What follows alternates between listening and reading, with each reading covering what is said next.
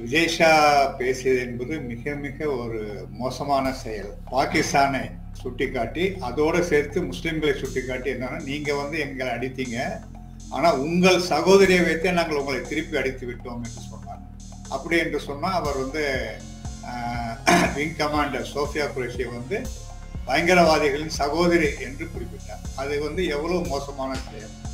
இந்திய ராணுவத்தில் பணியாற்றுகின்ற ஒரு வீரமிக்க பெண்மணியை வந்து பாகிஸ்தான் பயங்கரவாதிகளுடைய சகோதரி என்று சொல்வது என்பது எந்த விதத்திலும் ஏற்றுக்கொள்ள முடியாது. இந்த போரை பொறுத்த வரைக்கும் இந்தியாவை எந்த மேற்கத்திய நாடும் ஆதரிக்கவில்லை, வெளிப்படையாக வலுவாக ஆதரிக்கவில்லை என்பது வெறும் தோற்றம் அல்ல, அது உண்மையான அம்சம். அது மிக பகிரங்கமாக வெளிப்பட்டது எப்போ என்று சொன்னால், இந்த போர் நடந்து கொண்டிருக்கும் பொழுதுதான் IMF கடனுக்கான அந்த நிர்வாக குழு கூட்டம் IMFல நடக்குது. அதில் வந்து அமெரிக்கா, பிரான்ஸ், ஜெர்மனி, சீனா, ரஷ்யா போன்ற பல நாடுகளும் அது உறுப்பினராக இருக்காங்க. அந்த லோனை 1.5 பில்லியன் கடனை பாகிஸ்தானுக்கு தரக்கூடாது, IMF தருகின்ற கடன் பாகிஸ்தானில் பயங்கரவாதிகளுக்கு போகிறது என்று இந்தியா வந்து அங்கே வாதிடுறாங்க. அந்த வாக்கெடுப்பு நடக்குது. அந்த வாக்கெடுப்பில் இந்தியா மட்டும்தான் கடன் தரக்கூடாது என்று குரல் கொடுத்தாங்க. வேறு எந்த தேசமும் கொடுக்கும். யார் வந்து IMFல அதிகமாக முதலீடு செய்திருக்காங்களோ அதற்கு தகுந்த மாதிரி விகிதாச்சார ஓட்டு, அதில் அமெரிக்காவை தான் ஹையஸ்ட் ஓட்டு, 16% ஓட்டு அவங்களுக்கு. அப்படின்னா இந்தியா சொல்வது உண்மை என்று சொன்னால் ஏன் இந்த தேசங்கள் வந்து குறைந்தபட்சம் பாகிஸ்தானுக்கு எதிராக கண்டனம் இந்த கடனை தள்ளி போட்டிருக்கலாமே? நீ வந்து பயங்கரவாதிகளை இந்தியாவுக்கு அனுப்புன என்று இந்தியா குற்றம் சாட்டுது, அது உண்மை என்று நாங்கள் வந்து நம்புறோம், அதனால இந்த கடன் வந்து ஒரு 2 மாசத்துக்கு அப்புறம் பேசிக்கலாம்னு தள்ளி போடுறோம். அது கூட குறைஞ்சு அப்படின்னா எந்த அளவுக்கு இந்தியா வந்து தனிமைப்பட்டிருக்கு என்பது பாருங்க. தீக்கெதிர் நேயர்களுக்கு வணக்கம். இன்று இந்திய தேசத்தில் இந்திய அரசியலமைப்பின் மதச்சார்பின்மையை வலியுறுத்தினால் தேச பாதுகாப்பு சட்டம் என்ற பெயரில் பத்திரிகையாளர்கள், சமூக ஆர்வலர்கள் அனைவரும் கைது செய்யப்பட்டு வருகின்றனர். அதே நேரத்தில் மத வன்முறையையும் வெறுப்பையும் கக்கும் மத வெறியர்கள் சுதந்திரமாக உலாவி வருகின்றனர். உச்சநீதிமன்றமே தலையிட்டு தானாக முன்வந்து மதவெறியர்களுக்கு எதிராக நடவடிக்கை எடுத்தாலும் அதனை ஏற்க மறுக்கும் நிலை இந்தியாவில் தற்போது நிலவி வருகிறது. மதவெறியர்களின் மீது நடவடிக்கை எடுக்க வேண்டிய ஒன்றிய அரசு மவுனங்காத்து மதவெறியர்களுக்கு துணை போகிறதா என்ற கேள்வி எழுகிறது. இது போன்ற விஷயங்களை முன்வைத்து இன்று நம்மோடு விவாதிக்க எழுத்தாளரும் ஆய்வாளருமான அன்வர் உசேன் அவர்கள் வந்திருக்கிறார். அவரை தீக்கெதிரின் சார்பாக வரவேற்கிறோம். வணக்கம். வணக்கம். இப்போ இந்தியாவில் பார்த்தீங்கன்னா 2 முரண்பட்ட விஷயங்கள் நடந்துக்கிட்டே இருக்கு. ஒன்று, இந்திய இராணுவத்தின் கர்னல் சோபியா குரோசி அவர்களை மதத்தின் பெயரில் மதத்தை முன்வைத்து பயங்கரவாதிகளுடன் ஒப்பிட்டு பேசிய மத்திய பிரதேச அமைச்சர் விஜய்ஷா அவர்களின் கூற்றை நீங்கள் எப்படி பார்க்குறீங்க? விஜய்ஷா பேசியது என்பது மிக மிக ஒரு மோசமான செயல். அதை வந்து யாராலுமே வந்து அங்கீகரிக்க முடியாது. இந்த ஆபரேஷன் சிந்தூரை பற்றி பேசும்போது அவர் வந்து என்ன சொன்னார் என்று சொன்னால், பாகிஸ்தானை சுட்டிக்காட்டி அதோடு சேர்த்து முஸ்லிம்களை சுட்டிக்காட்டி என்னன்னா, நீங்கள் வந்து எங்களை அடித்தீங்க, ஆனால் உங்கள் சகோதரியை வைத்தே நாங்கள் உங்களை திருப்பி அடித்து விட்டோம் என்று சொன்னார். அப்படி என்று சொன்னால் அவர் வந்து விங் கமாண்டர் சோஃபியா குரேஷியை வந்து பயங்கரவாதிகளின் சகோதரி என்று குறிப்பிட்டார். அது வந்து எவ்வளவு மோசமான செயல். இந்திய இராணுவத்தில் பணியாற்றுகின்ற ஒரு வீரமிக்க பெண்மணியை வந்து பாகிஸ்தான் பயங்கரவாதிகளுடைய சகோதரி என்று சொல்வது என்பது எந்த விதத்திலும் ஏற்றுக்கொள்ள முடியாது. இது வந்து இந்தியா முழுவதும் நடுநிலையாளர்களால், பாரபட்சம் இல்லாமல் பார்ப்பவர்களால், மதசார்பின்மையை ஆதரிப்பவர்களால் மிக கடுமையாக கண்டிக்கப்பட்டது. இதனுடைய அடிப்படையில் தான் மத்திய பிரதேச உயர்நீதிமன்றம் தாமாக முன்வந்து சுவமோட்டோ அடிப்படையில் வந்து அவர் மீது ஒரு FIR போட வேண்டும் என்று ஒரு தீர்ப்பை வந்து தந்தாங்க. அதை எதிர்த்து அவர் வந்து ராத்திரியா வந்து உச்சநீதிமன்றத்துக்கு போனார். அந்த உயர்நீதிமன்றத்துடைய நடவடிக்கைகளுக்கு தடை வேண்டும் என்று கேட்டார், தடையாணை கேட்டார். உச்ச நீதிமன்றம் தடை கொடுக்க முடியாது என்று சொல்லிட்டாங்க. நீங்க செய்தது மிக மிக மோசமான செயல், ஆகவே தடை சொல்ல முடியாது. உயர் நீதிமன்றம் வந்து அந்த வழக்கை நடத்தட்டும், நீங்க இந்த உச்ச நீதிமன்றத்தில் தனியா வழக்கை தாக்கல் பண்ணுங்க, நாங்கள் நடத்துகிறோம் என்று சொல்லிட்டாங்க. அதற்கு பிறகு உயர்நீதிமன்றம், மத்திய பிரதேச உயர் நீதிமன்றம் மறுபடியும் காவல்துறையை கண்டித்தது. அவங்க போட்ட எஃப்ஐஆர் எடுத்து போட்டு, இது வந்து ஒரு எஃப்ஐஆரா, ராணுவத்தில் இருக்கிற ஒரு விங் கமாண்டரை மிக மோசமாக அவர் பேசியிருக்கிறார், அதற்கு வந்து ஏதோ போனா போகுதுன்னு சொல்லி ஒரு எஃப்ஐஆர் போட்டிருக்கீங்க, இந்த எஃப்ஐஆர் ஏற்றுக்கொள்ள முடியாது, கண்டிக்க முடியாது, உடனடியாக எஃப்ஐஆரை மாற்றுங்கள் என்று உயர்நீதிமன்றம் சொன்னது. பிறகு உச்ச நீதிமன்றத்தில் அந்த வழக்கு வந்த பொழுது அதற்கிடையில விஜய்ஷா வந்து ஒரு வீடியோ வெளியிட்டார். அதை நான் 10 முறை மன்னிப்பு கேட்டுக்கிறேன், சோஃபியா குரோஷி வந்து எனக்கு உடன்பிறவா சகோதரி எல்லாம் சொல்லியிருக்கார், அதையும் உச்ச நீதிமன்றம் நிராகரித்து விட்டது. நீங்கள் மன்னிப்பு கேட்பது என்பது உங்களுடைய இதயத்திலிருந்து உண்மையிலேயே மன்னிப்பு கேட்கவில்லை, பிரச்சனையில மாட்டிட்டீங்க, அந்த பிரச்சனையிலிருந்து வெளியில வருவதற்காகத்தான் இப்போ இந்த மன்னிப்பு கேட்கிறீங்க, அதை ஏற்றுக்கொள்ள முடியாது என்று உச்ச நீதிமன்றம் நிராகரித்து விட்டது. உயர் நீதிமன்றத்திலே வழக்கு நடக்கும் என்றும் உச்ச நீதிமன்றம் சொல்லி, இதுதான் வந்து இன்னைக்கு இருக்கிற ஒரு மிக சொல்ல வேண்டிய அம்சம். இதுல குறிப்பிட வேண்டிய ஒண்ணு என்னன்னு சொன்னா, இவ்வளவு நடந்தும் உயர் நீதிமன்றம் சோமோட்டோவா தானாக முன்வந்து வழக்கு எடுத்தும் கூட, உச்ச நீதிமன்றம் கண்டித்தும் கூட, இந்த நிமிடம் வரை விஜய் ஷாவுடைய அமைச்சர் பதவி திரும்ப பெறப்படவில்லை. அவர் பாஜகவின் தலைவராக இருக்கிறார், அந்த உட்கட்சி பதவியும் வந்து அவர்கிட்ட இருந்து பாஜக எடுக்கவில்லை. பாஜகவுடைய தலைவர்கள் யாரும், பிரதமரோ உள்துறை அமைச்சரோ ராஜ்நாத் சிங்கோ அல்லது மத்திய பிரதேச சேர்ந்த முதல்வரோ அல்லது வந்து மத்திய பிரதேசிலிருந்து சென்ற ஒரு பெரிய தலைவர் என்று கருதப்படுகிற சிவராஜ் சௌஹான் சிங்கோ யாருமே இவர் பேசினது தப்பு என்று இன்றைக்கு வரைக்கும் சொல்லவில்லை. ஏற்கனவே இப்படி ஒரு பேச்சு பேசி அவர் மாட்டிருக்கார். 2013ஆம் ஆண்டு அவர் என்ன பேசினார் என்று சொன்னாக்கா, அந்த இதே மத்திய பிரதேசத்துல பேசும்போது, ஒரு கணவனுக்கு உண்டான மனைவி என்பது எல்லா காலத்திலுமே கணவனோடு இருக்க வேண்டும்ங்கிற அவசியம் கிடையாது, கணவனுடைய சகோதரர்களோடும் இருக்க வேண்டும் என்று பேசினார். யாரை பற்றி பேசினாருங்கிறது அதிர்ச்சிதரக விஷயம். அன்றைய முதல்வர் சிவராஜ் சிங் சௌஹானுடைய மனைவியை பற்றி அப்படி பேசினார். அன்றைக்கு அது ஒரு பெரிய பிரச்சனையானது. அடுத்த நாளே முதல்வராக இருந்த சிவராஜ் சிங் சௌஹான் அவரை வந்து அமைச்சர் பொறுப்பிலிருந்து நீக்கிட்டார். அதற்கு பிறகு கொஞ்ச நாள் கழிச்சு அவர் மறுபடியும் சேர்த்துட்டாங்க. ஆனா ஏன் பாரதிய ஜனதா கட்சி நடவடிக்கை எடுக்க மறுக்கிறது என்று சொன்னால், அவர் வந்து ஒரு பழங்குடியினத்தை சேர்ந்தவர், கோண்டா என்ற ஒரு மிக முக்கியமான பழங்குடியினத்தை சேர்ந்தவர். மத்திய பிரதேசத்துல இன்றைக்கு 2வது மிகப்பெரிய மக்கள் தொகை எண்ணிக்கை கொண்டது அவருடைய அந்த பிரிவு தான். 47 லட்சம் பேர் அதுல இருக்காங்க. அவர் அந்த தொகுதியை 1991ஆம் ஆண்டு தொடர்ந்து வெற்றி பெறுகிறார். அவர் மீது நடவடிக்கை எடுத்தா அந்த வாக்குகள் கிடைக்காது என்று பாரதிய ஜனதா கட்சி நினைப்பதால் அவர் மீது நடவடிக்கை எடுக்கவில்லை என்பதுதான் இப்ப இருக்கிற தகவல். அப்படி நம்ம பார்க்க முடியுமா? அவர் மேல நடவடிக்கை எடுத்தா வாக்குகள் போயிரும் அப்படின்னா, அப்ப பாஜகவுக்கு இப்படி சொல்றதுல உடன்பாடு இல்லைன்னு நீங்க சொல்றீங்களா? பாஜகவுக்கு வந்து இதுல அவர் சொல்றதுல வந்து, அதாவது முஸ்லிம்களை தாக்குவதில், முஸ்லிம்களை இழிவுபடுத்துவதில் பாஜகவுடைய உச்சத்திலிருந்து கீழ் வரைக்கும் எல்லாரும் ஒன்றுபட்டு நிற்கிறாங்க. அதுல வந்து எந்த விதமான மாற்று கருத்தும் வந்து கிடையாது.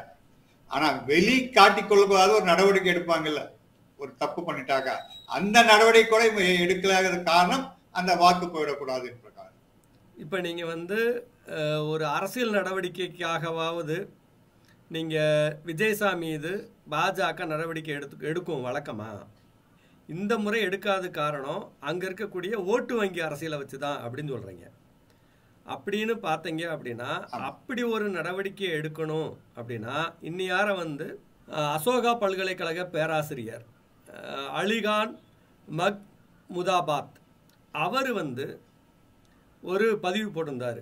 அந்த பதிவில் என்ன சொல்லுது அப்படின்னா, இந்திய அரசியல் அமைப்பு படி மதச்சார்பற்ற தன்மையை இந்திய அரசாங்கம் தொடர்ந்து பாதுகாக்கணுங்கிற சென்ஸில் ஒரு பதிவு போட்டிருந்தார். அவரை இன்னைக்கு தேசிய பாதுகாப்பு சட்டத்தின் பிரிவின் கீழே அவரை கைது பண்ணி வச்சிருக்காங்க.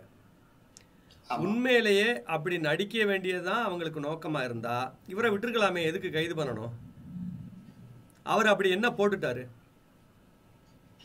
அது அவருடைய முகநூல்ல தான் அப்படி வந்து ஒரு 2 பதிவுகள் அப்படி போட்டிருக்காரு. 8ஆம் தேதி, மே 8ஆம் தேதி, மறுபடியும் மே 11ஆம் தேதி 2 நாட்கள் வந்து போட்டிருக்காரு. அதை படித்த பல தலைவர்களும் வந்து அவருடைய பதிவுகளை எதுவுமே இந்திய அரசியல் சாசனத்துக்கு எதிராகவோ இந்திய தேசத்தின் நலனுக்கு எதிராகவோ எந்த வாக்கியமும் எந்த வார்த்தையும் இல்லை. ஆகவே அவரை கைது பண்ணது என்பது கண்டிக்கப்பட வேண்டியது என்றுதான் எல்லாரும் சொல்றாங்க. உதாரணத்துக்கு முன்னாள் நிதியமைச்சர், ஒன்றிய நிதியமைச்சர் ப. சிதம்பரம் அவருடைய எக்ஸாலத்தில் என்ன பண்றாரு, நான் 7-8 முறை அவருடைய பதிவை திருப்பி திருப்பி படித்து பார்த்தேன். எந்த வார்த்தை எந்த வாக்கியம் ஆட்சேபகரமானது என்று என்னால் புரிந்து கொள்ள முடியவில்லை. ஹரியானா காவல்துறை எங்களுக்கெல்லாம் அதை சொன்னால் பரவாயில்லை என்று ஒரு பதிவு போட்டிருக்கார். அதுதான் எல்லா தலைவருமே வந்து சொல்றாங்க. ஹரியானாவில் ஒரு பெண்கள் ஆணையம் ஒன்று அதை சேர்ந்த ஒரு தலைவர் வந்து இவர் மீது ஒரு புகார் கொடுத்ததாகவும் ஒரு எஃப்ஐஆர் போட்டதாகவும் அதன் அடிப்படையில் ஹரியானா காவல்துறை தில்லி வந்து அசோகா பல்கலைக்கழகத்துடைய அந்த காம்ப்ளெக்ஸ்குள்ள தங்கியிருந்த இவரை தில்லி காவல்துறையோடு சேர்ந்து கலந்தாலோசிக்காமல் கூட எந்த விதமான சட்டத்தையும் மதிக்காமல் இவரை வந்து கைது செய்துட்டு போயிருக்காங்க. அவருடைய பதிவு இன்றைக்கு ஒரு 2-3 நாட்களா எல்லா பத்திரிகையிலும் வந்திருக்கு. அது முழுமையாக இல்லைனாலும் அவர் எதுல வந்து என்ன சொல்றாரு என்று சொன்னாக்கா, பாகிஸ்தான் இனிமேல் இந்தியாவுக்குள் பயங்கரவாதிகளை அனுப்பி பயங்கரவாத தாக்குதல் நடத்தினால் இந்திய ராணுவம் தான் பதில் தரும் என்பது நிலைநாட்டப்பட்டிருக்கிறது. இந்த நிலைக்கு காரணம் பாகிஸ்தான் தான். பாகிஸ்தான் தன்னுடைய பயங்கரவாத செயலை நிறுத்த வேண்டும் என்று அதுல வந்து சொல்றாங்க. பாகிஸ்தான் ராணுவம் தொடர்ந்து பயங்கரவாதிகளை ஊக்குவித்துக் கொண்டிருக்கிறது என்று அதுல சொல்றார். இந்தியா தாக்கும் பொழுது கூட மிக ஜாக்கிரதையாக பயங்கரவாதிகளுடைய இருப்பிடத்தை மட்டும்தான் தாக்கியது. பாகிஸ்தானுடைய ராணுவ அமைப்புகளையோ அல்லது பொதுமக்கள் வாழ்க்கையோ தாக்கவில்லை என்பது குறிப்பிடத்தகுந்தது என்று அதுல வந்து அவர் போனார். அதே போல போரை நாம் வந்து ஆதரிக்க கூடாது. போரை ஆதரிப்பவர்கள் எல்லை பகுதியில் இருக்கின்ற மக்கள் படுகின்ற துன்பங்களை பார்க்க வேண்டும். அவர்கள் தான் துன்பங்களுக்கு ஆளாறாங்க. அதனால போர் யாருக்கும் வந்து நன்மை பயக்காது. ஆகவே போர் தவிர்க்க வேண்டும் என்று சொல்லிட்டு சோஃபியா குரேஷி அவர் மிகவும் பாராட்டுறார். பாராட்டியது மட்டுமல்ல, சோஃபியா குரேஷியோடு சேர்ந்து இன்னொரு விங் கமாண்டர் இந்து மதத்தை சார்ந்ததை இவங்க 2 பேரையும் வைத்தது என்பது இந்தியாவுடைய பன்முகத்தன்மையை வெளிப்படுத்துகிறது. இது வந்து வரவேற்கப்பட வேண்டிய ஒன்று. இதுதான் இந்தியா. பாகிஸ்தான் வந்து மதவாதத்தின் கீழே போயிடுச்சு, ஆனா இந்தியா பன்முகத்தன்மையோடு இருக்கிறது என்று சொல்லிட்டு அப்புறம் என்ன சொல்றாருனாக்கா, சோஃபியா குரேஷியை பல வலதுசாரிகள் வந்து ஆகா ஓக என்று புகழ்ந்து கருத்துக்கள் போடுறாங்க. அவர்கள் இந்தியாவுக்குள் நடக்கின்ற கும்பல் படுகொலைகளையும் முஸ்லிம்கள் தாக்கப்படுவதையும் சேர்த்து கண்டித்து பதிவு போட்டால் அதுவும் சிறப்பானதாக இருக்கும். அதுதான் நம்முடைய மத சார்பினை என்று சொல்றார். இதுதான் அவர் போட்டிருக்கின்ற விஷயங்கள்ல இருக்க சாராம்சங்கள். இதுல என்ன தவறு? இந்திய அரசு சட்டத்தை அவர் சொல்றாரு, பன்முகத்தன்மை சொல்றாரு, இந்திய ராணுவத்தின் நடவடிக்கையை ஆதரிக்கிறாரு, பாகிஸ்தான் ராணுவம் பயங்கரவாதிகளை ஆதரிக்கிறது என்று சொல்றாரு. நீ வந்து இனிமே இந்தியாவுக்குள்ள பயங்கரவாதி அனுப்புனா இதுதான் இனிமே நடக்கும், புரிஞ்சுக்கோ என்று பாகிஸ்தான் எச்சரிக்கிறார். எல்லாமே இந்திய அரசாங்கத்துக்கு ஆதரவாக தான் போட்டிருக்கிறார். அவருடைய பதிவுல எதுவுமே போட முடியாது. ஒன்னே ஒண்ணு, அவங்க ஏதாவது பிரச்சனை சொல்லதா இருந்தா போரை எதிர்த்து. ஆனா போர் வேண்டாம் என்று அவர் மட்டும் சொல்லி, இந்தியாவில் ஆயிரக்கணக்கான லட்சக்கணக்கான போர் வேண்டாம் என்று தானே சொல்றாங்க. ஆக வந்து எதுவும் கிடையாது. ஆனா இதனால இவர் வந்து கைது செய்யப்பட்டிருக்கார் என்று சொன்னால் ஒரே ஒரு காரணமாக தான் இருக்க முடியும். அவர் இஸ்லாமியர் என்ற காரணத்தினால்தான் அவர் கைது செய்யப்பட்டார் என்றுதான் பல பத்திரிகைகள் எழுதியிருக்காங்க. அதுதான் உண்மையாக இருக்க வாய்ப்பு. இப்போ இந்தியாவோட வலிமையே வேற்றுமையில் ஒற்றுமைங்கிறதான ஒன்று. ரெண்டாவது வந்து இந்த வேற்றுமையில் ஒற்றுமையால் தானே இன்றைக்கி உலக அளவில் அது பொருளாதார ரீதியிலும் சரி அல்லது இராணுவ கட்டமைப்பிலும் சரி வளர்ச்சியிலும் சரி இன்றைக்கி இந்தியா வந்து ஒரு குறிப்பிடத்தக்க பங்கை வைத்திருக்கு, ஒரு குறிப்பிடத்தக்க இடத்துக்கு வந்திருக்கு. நீங்கள் இதே நிலையில் பாகிஸ்தானை ஒப்பிட்டா அவங்க மத ரீதியான விஷயங்களை முன்னெடுக்கிறதுனால இன்னும் பின்னுக்கு இருக்காங்க. அப்படி இருக்கையில் மீண்டும் இதுபோல விஷயங்களை இந்தியா ஒன்றிய அரசு முன்னெடுத்தா இந்தியாவோட நிலைமை என்னவாகும்? இது எங்க போய் முடியும்? இந்தியா வந்து பாகிஸ்தான் மாதிரி ஆயிடும். அப்புறம் பாகிஸ்தான் வந்து இன்னைக்கு என்ன பிரச்சனைகளை சந்திக்கிறதோ அதே பிரச்சனைகள் வந்து இந்தியாவுக்குள்ள வந்துடும். ஏன்னா வந்து இந்தியாவில் வந்து இவங்க மற்ற சிறுபான்மையினர் வேண்டாம் என்று சொன்னா கிட்டத்தட்ட 20% மக்களை அவங்க ஒதுக்கி வைக்கிறாங்க என்று பொருள். முஸ்லிம்கள் இஸ்லாமியர்கள் வந்து 14% இருக்காங்க, கிறிஸ்தவர்கள் 2.25% இருக்கிறாங்க, சீக்கியர்கள் 1.25% இருக்காங்க, ஏனைய சிறுபான்மையினரும் இருக்காங்க. எல்லாரும் சேர்ந்த 20%, இந்துக்கள் 80%, 20% பேர் ஒதுக்கி வைத்து விட்டு நீங்க வந்து இந்தியாவில் வந்து எப்படி ஒரு ஒற்றுமை ஒருங்கிணைந்த வளர்ச்சியை அனைவருக்குமான ஒற்றுமையை நீங்க வந்து கொண்டு வர முடியும்? நிச்சயமாக அது வந்து சாத்தியமே இல்லை. ஆக வந்து இந்தியாவுக்குள் இவர்கள் நினைப்பதை போல அப்படி கொண்டு வந்தாக்கா இந்தியாவுடைய வளர்ச்சி நிச்சயமாக தடைபடும். அதுல வந்து எந்த மாற்று கருத்தும் இருப்பதற்கு வாய்ப்பே இல்லை. இந்தியா வளர்ச்சி தடைபடும் என்பது மட்டுமல்ல, இந்திய ஒற்றுமைக்கு அது ஆபத்தானது.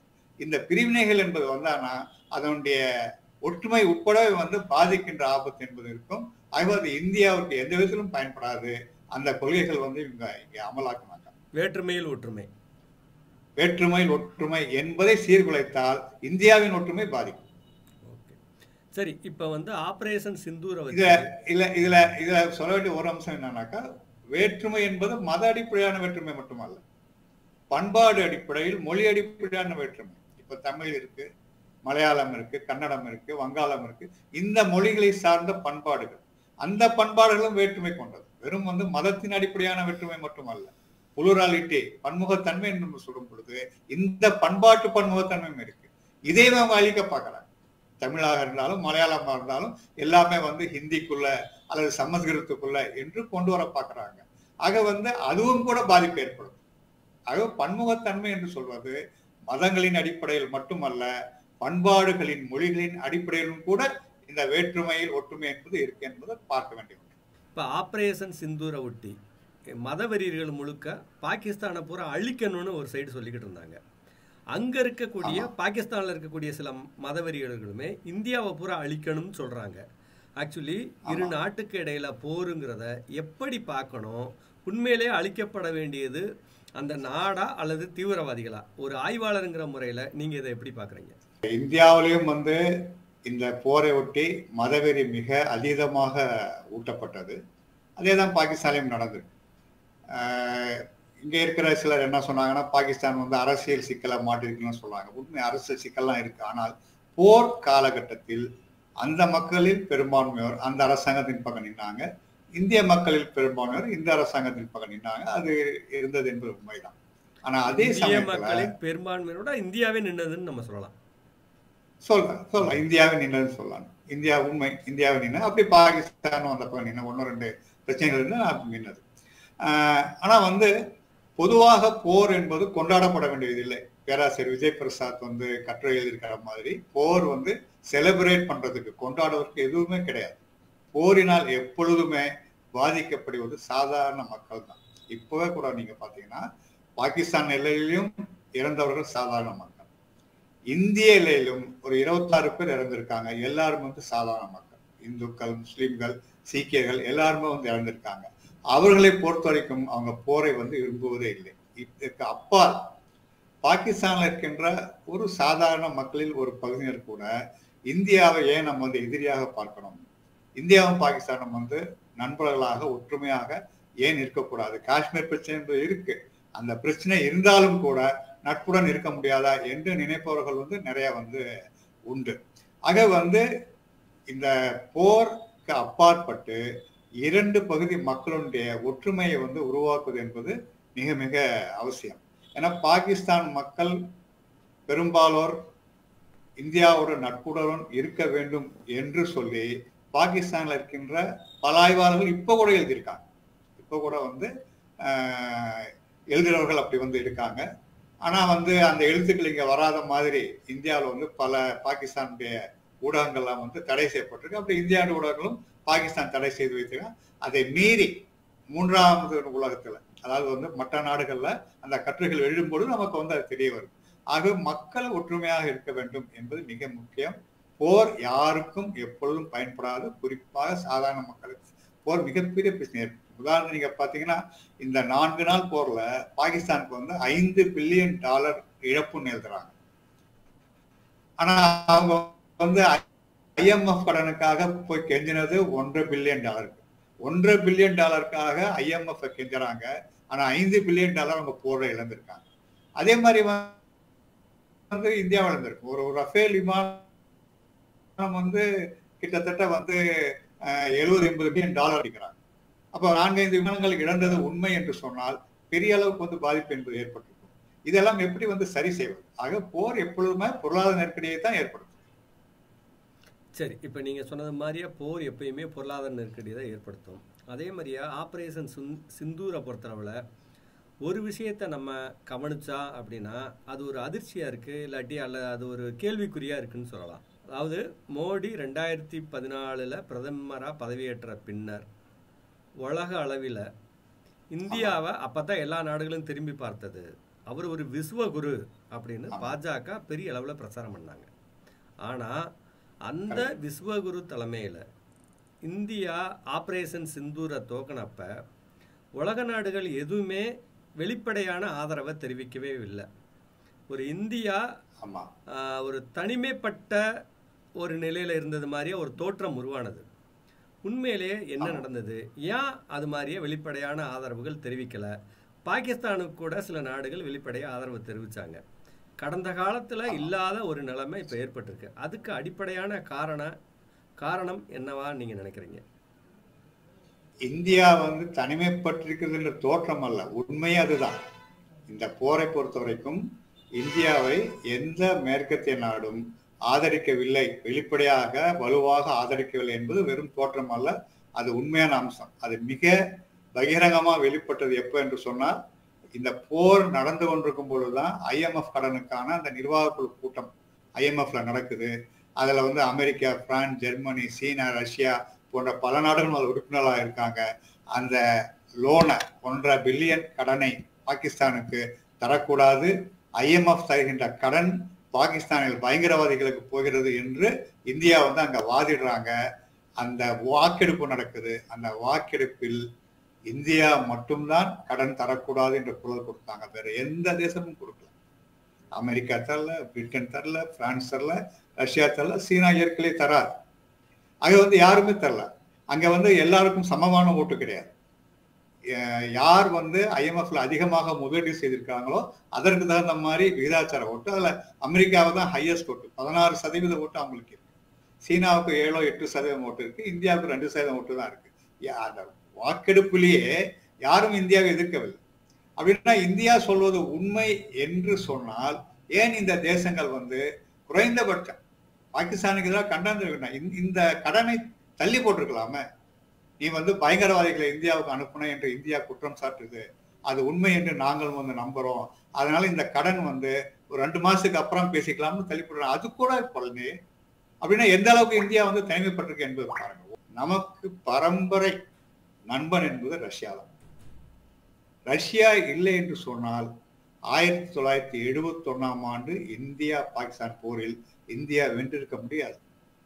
அந்த போரை பொறுத்த வரைக்கும் ஏன் நம்ம போருக்கு போறோம் என்று சொன்னால், பங்களாதேஷுடைய விடுதலை போராட்டம் காரணமாக 1 கோடி அகதிகள் இந்தியாவுக்குள்ள வந்துட்டாங்க.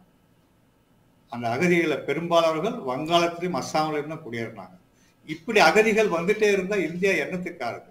ஆகவே இந்தியா வந்து பங்களாதேஷை உருவாக்குவது என்று முடிவு பண்றாங்க. அதை அமெரிக்கா எதிர்க்கிறது. இப்ப பாகிஸ்தானை தாக்கினால் இந்தியாவை அமெரிக்கா தாக்கும் என்று அமெரிக்காவுடைய அன்றைய ஜனாதிபதி நிக்சனும் ஹென்ரி கிசிஞ்சர் வெளியுறவு அமைச்சரும் அறிவிக்கிறார். அப்போ வந்து அவங்களுக்குள்ள நடந்த தொலைபேசி உரையாடலை வந்து விக்கிலீக்ஸ் பின்னாடி வெளியிட்டாங்க இப்ப சமீபத்துல.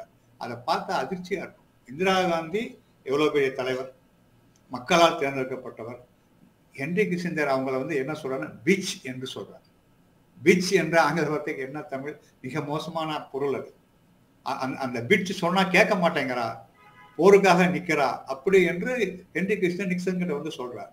அப்ப வந்து இந்தியாவை தாக்குவதற்காக 7வது கப்பற்படையை அமெரிக்கா அனுப்புறாங்க. 7வது கப்பற்படை எப்படி என்று சொன்னா, அந்த கப்பல்ல மட்டும் 200-300 போர் விமானங்கள் நிற்க முடியும். அத்தகைய போர்க்கப்பல் அது. அதை வந்து இந்தியாவுக்கு எதிராக அனுப்பும்போது அன்றைக்கு இரவோடு இரவாக இந்தியாவும் சோவியத் யூனியனும் பாதுகாப்பு ஒப்பந்தத்தை கையெழுத்து போடுறாங்க. இந்தியா தாக்கப்பட்டால் ரஷ்யா சோவியத் யூனியன் வரும், சோவியத் யூனியன் தாக்கப்பட்டால் இந்தியா வரும் என்பது ஒப்பந்தத்தின் அடிப்படை அம்சம். அந்த ஒப்பந்தம் கையெழுத்தான உடனே சோவியத் யூனியனுடைய நீர்மூழ்கி கப்பல் 4-5 பெரிய நீர்மூழ்கி கப்பல்கள் அதே இந்திய பகுதிக்கு வருது. அந்த 7வது கப்பல் படைக்கு எதிராக நின்று நீங்க இங்க வந்தீங்கன்னா நாங்க உங்களை தாக்கம்னு சொல்றாங்க. அதற்கு தான் அமெரிக்கா பின்வாங்கியது. அதனால அந்த போரில் வந்து இந்தியா வெற்றி பெற்றது. கராச்சி துறைமுகத்தை உண்மையிலே அன்றைக்கு தான் குண்டு போட்டோம், இன்னைக்கு குண்டு போடல, அன்றைக்கு குண்டு போட்டது இந்திய ராணுவம் கராச்சி துறைமுகத்தில். அப்படிப்பட்ட ரஷ்யா அவங்ககிட்ட தான் பல ஆயுதங்களை வாங்குறோம். சமீப காலம் வரை 70% ஆயுதங்கள் அங்கிருந்தான் வாங்குறோம். திடீரென்று அமெரிக்கா பக்கம் சாய்மானம் வந்து, குறிப்பா மோடி வந்த பிறகு அமெரிக்கா பக்கம் சாய்மானம் வந்தப்போ ரஷ்யாவுக்கு நமக்கும் இடைவெளி. இன்றைக்கும் ரஷ்யா விட்ட நண்பன், ஆனா பழைய அந்த வைப்ரேஷன் இன்றைக்கு இல்லை. ரஷ்யாவுக்கும் இந்தியாவுக்கும் இடையில அந்த வைப்ரேஷன் என்பது இல்லாத ரஷ்யா வந்து நம்மகிட்ட வந்து கொஞ்சம் விலகி நிற்கிற மாதிரி சூழல் வந்து வந்துருச்சு. 3ஆம் உலக நாடுகள், சவுத் கண்ட்ரிஸ் என்று சொல்கின்ற 3ஆம் உலக நாடுகள், வளரும் நாடுகள், அவர்களுக்கு இந்தியா இன்றைக்கு தலைமை தாங்கியது. அணிசேரா நாடுகள், இந்தியா என்று சொன்னால் அணிசேரா நாடுகளின் தலைவன், எங்கே வந்து அக்கிரமம் நடந்தாலும் குரல் கொடுக்கும் என்று. இன்றைக்கு அணிசேரா இயக்கம் எங்கே இருக்கு? இந்தியா தான் கைவிட்டுருச்சு. நம்முடைய அண்டை நாடுகள், நீங்க பாகிஸ்தான் விட்டுடுங்க, பங்களாதேஷ், நேபாளம், இலங்கை, இதை போன்ற அண்டை நாடுகள், மாலத்தீவு, எல்லாத்தோடையும் நம்ம சண்டை. சார்க் என்ற அமைப்பையே நம்ம வந்து அழிச்சிட்டோம். சார்க் உருவாக்குனது இந்த அண்டை நாடுகளுக்காக. ஆனா பாகிஸ்தான் அதில் உறுப்பினர் என்ற ஒரே காரணத்திற்காக மோடி வந்த பிறகு சார்க் என்ற அமைப்பையே அவங்க வந்து முடக்கிட்டாங்க. பங்களாதேஷ் இன்னைக்கு நமக்கு பிரச்சனை, இலங்கையோட வந்து நமக்கு கொஞ்சம் பிரச்சனை, அதே போல மாலத்தீவோட வந்து நமக்கு பிரச்சனை, எல்லாத்துடையும் நமக்கு பிரச்சனை. அப்ப நம்ம வந்து தனிப்பட்டு வந்து இன்றைக்கு நிற்கிறோம். போதாதற்கு நமக்கு வந்து பல்வேறு காரணங்களால சீனாவோட முரண்பாடு, பொருளாதார முரண்பாடு இருக்கு, ராணுவ முரண்பாடு இருக்கு. சீனாவோட நம்ம நட்பு பாராட்ட தயாராக இல்லை. நமக்கு எதிராக இங்க வந்து பசிபிக் பகுதியில், இந்தோ பசிபிக் பகுதியில அமெரிக்கா இந்தியாவை சீனாவுக்கு எதிராக கொம்பு சீவி விடுது. நாம் அதுக்கு வந்து சம்மதிக்கிறோம்.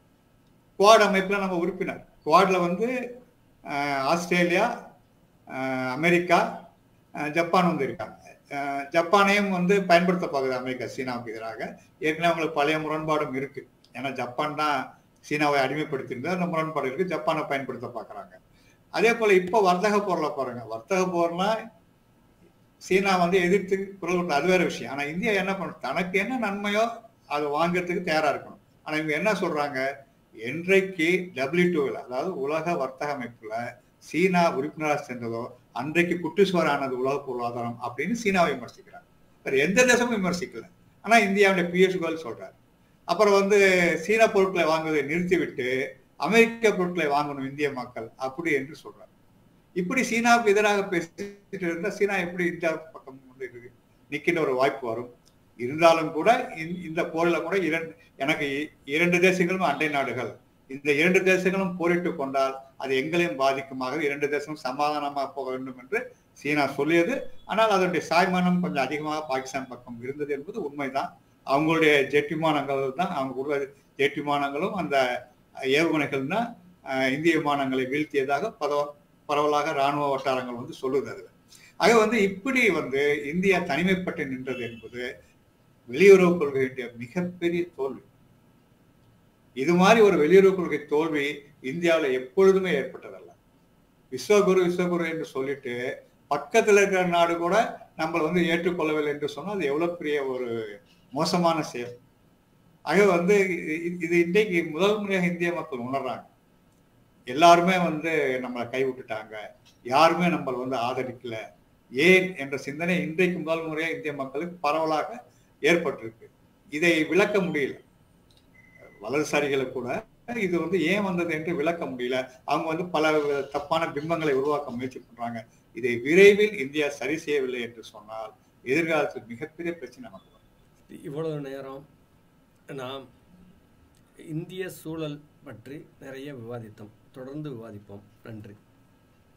நன்றி, வணக்கம்.